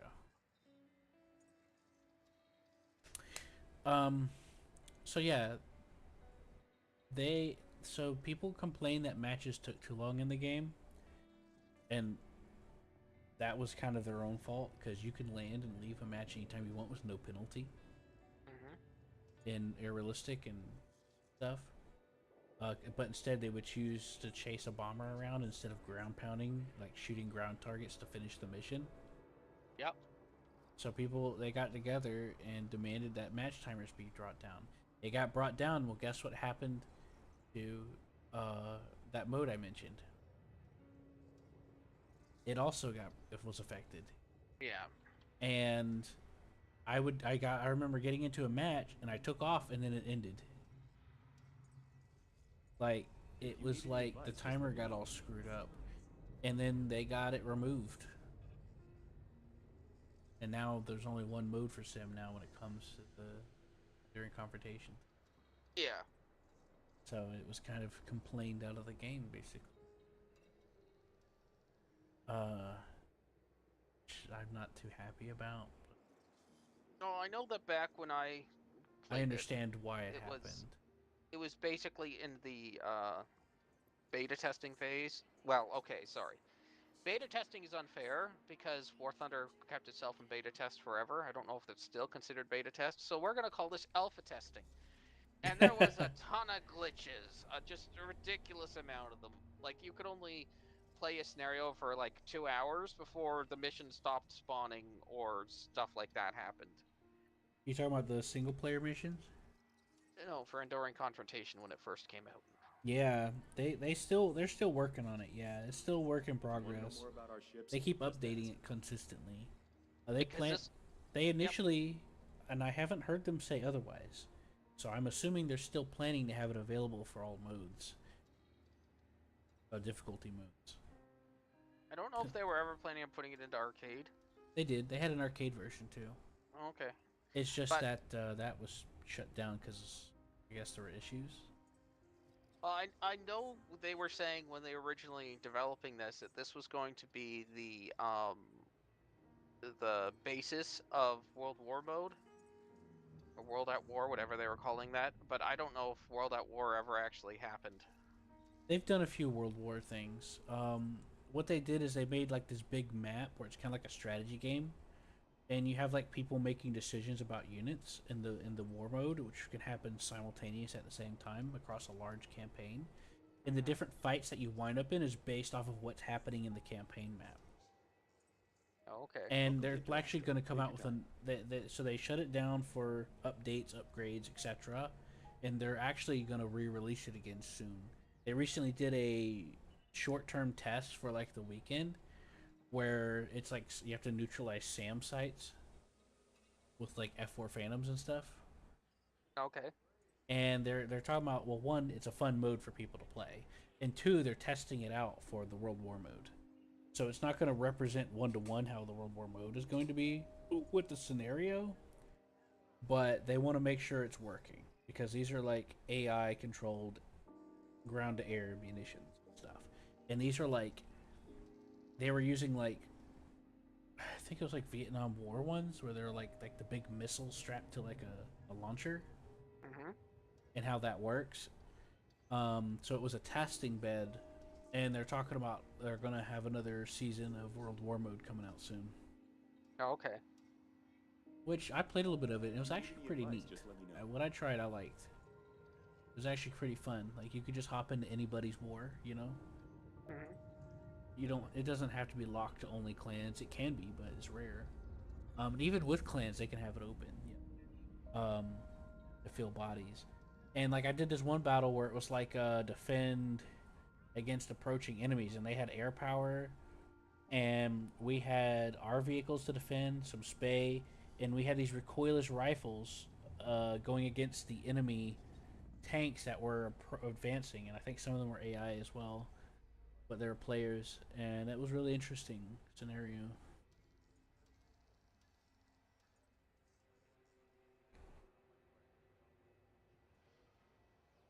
I thought it was really fun.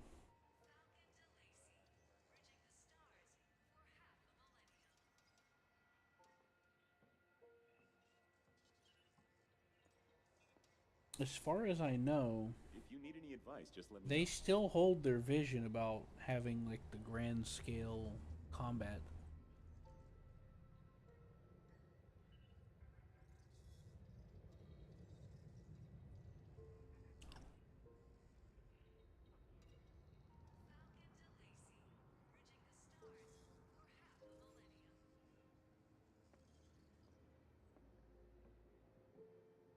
You remember the Broken Fighter? The nickname Broken for the Fighter. it's the nickname for the bow fighter.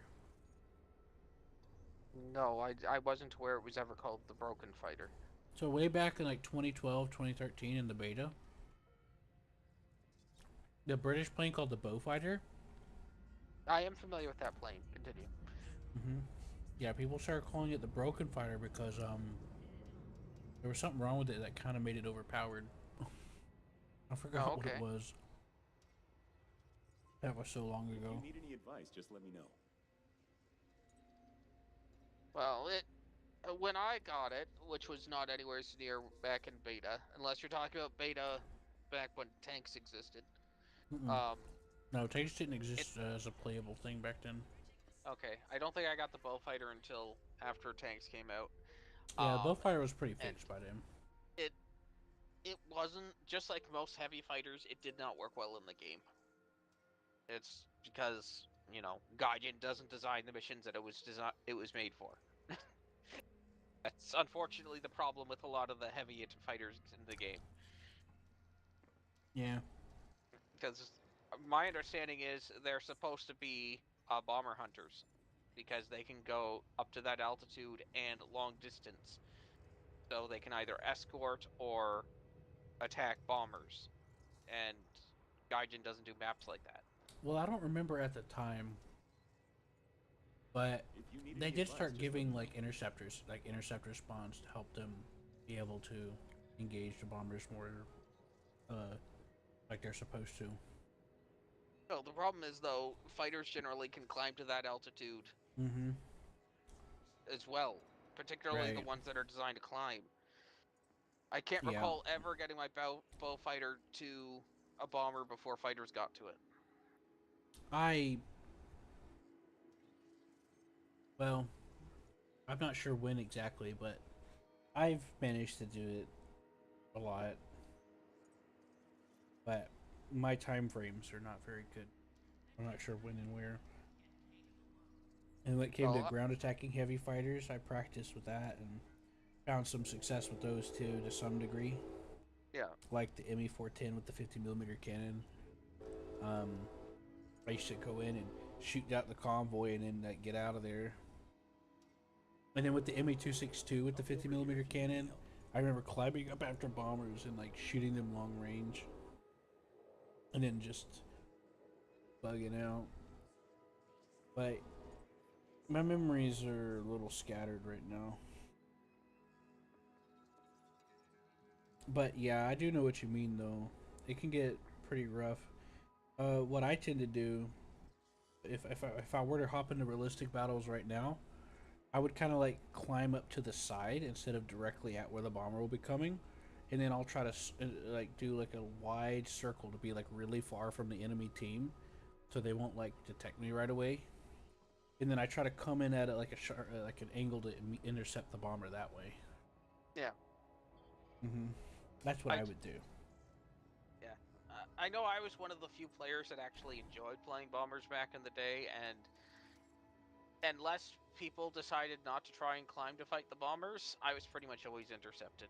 I'm not saying I didn't get my I'll be bombs over off, here if you need but any I help. rarely ever got to return To back land. to base. Mm-hmm. Yeah. And this was after they'd put fighters on the requiring to take off. Right. Just Mm-hmm. Gaijin doesn't want bombers to function in any effective way to be useful in a realistics match. Now, Yeah.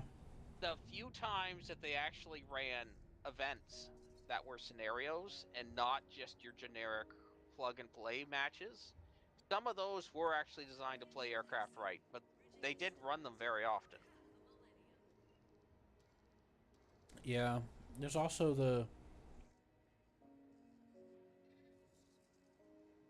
I've had different experience with bombers, and I've had some similar, but I've also had ones like were really good where I got like practiced, you know,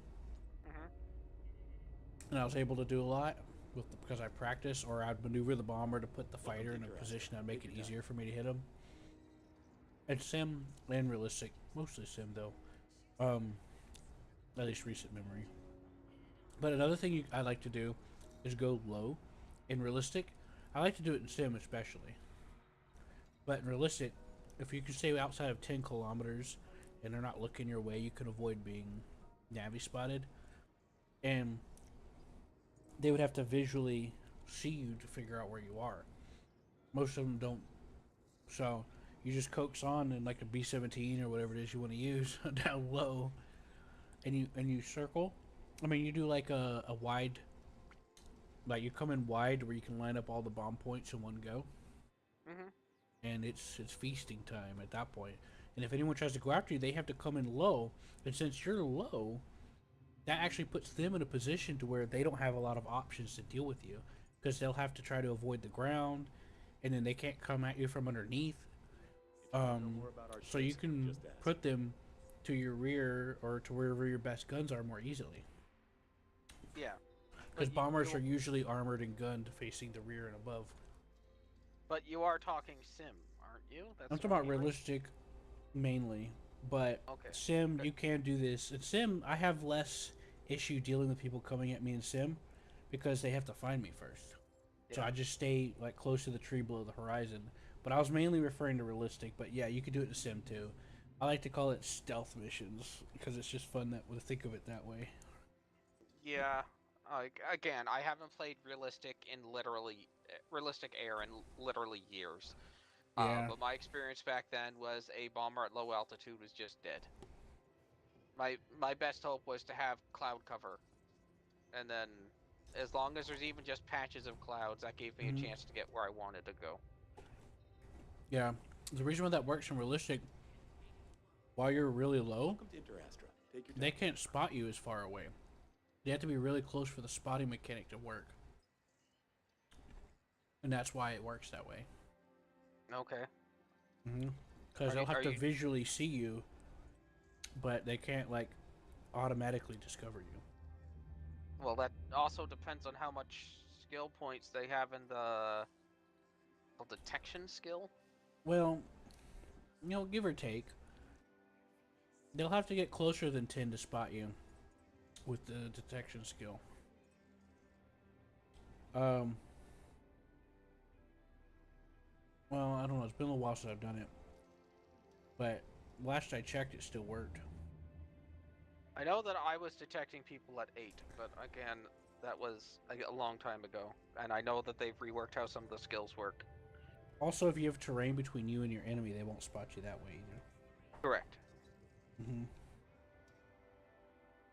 And that counts for like a lot of trees. Just ask.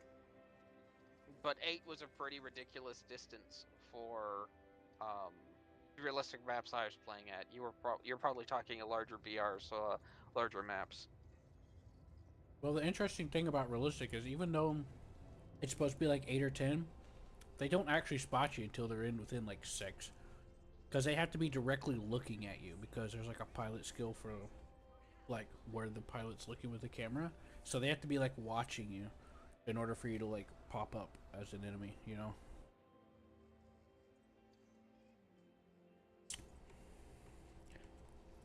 So usually they just fly and don't realize you're down there.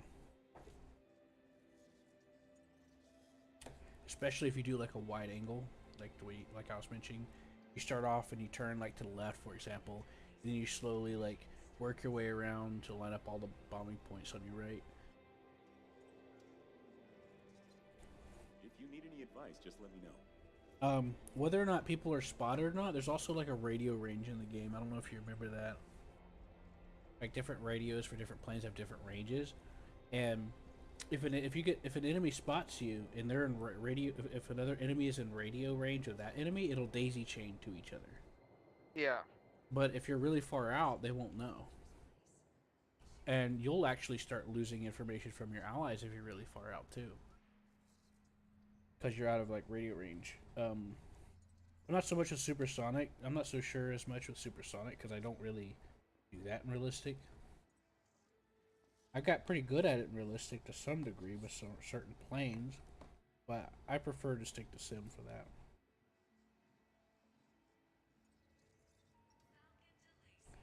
But I'm mainly referring to like World War II stuff, like B-17, 44, 1944, you know. Yeah. If you need any advice, just let me know. But yeah, they've also added some cool additions. Like the ME-163 has like its little cartwheel that it starts on and it ejects it when you take off. Some bombers have their rocket boosters for takeoff, like the assisted takeoff rocket boosters. Mhm. Yeah, so several planes get that, like the ME-264, the really wide America bomber. You get Now, six of them. did they put it on it every time, or do they Yeah, only use them when they are a short runway? it does it every time. Okay, because my understanding is they only actually use those on short runways.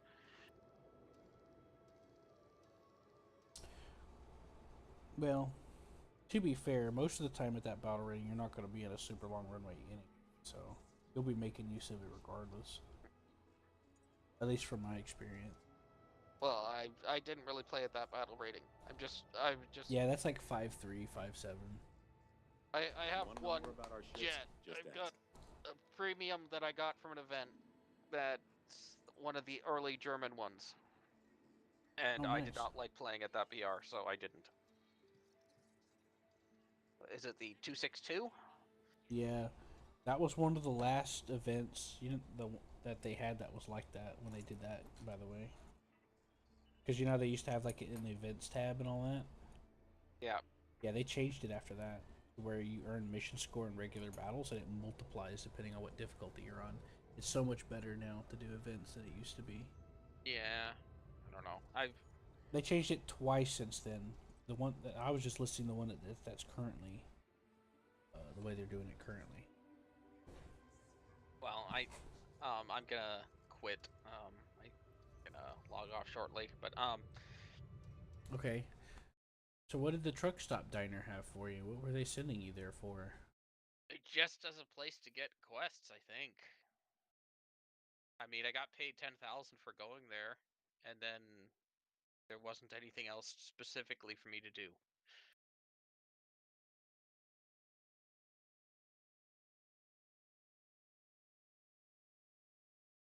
And the inside isn't all that special. It just looks like a variation of the tile arrangement of the station I was on before. Yeah, a lot of them do. It's usually the smaller, the ones that distinguish a lot of the different places you go to is some of the smaller details, and some of them have some other viewports. Like there's this one you go in that's like a big city and you could like look out. It's like a ring city or something. Okay. But yeah, how it's arranged, there are usually some arrangements, but there's like some little details on some of them here and there, and that's where it kind of feels like some of them look dirtier than others, like because of like this like certain style they have or something. I don't know. It's kind of hard to explain. Mm. But I hope you have a good night. Yeah, thank you. You too. Thanks. I'll Me talk too. to you when I talk to you. All right. See you around.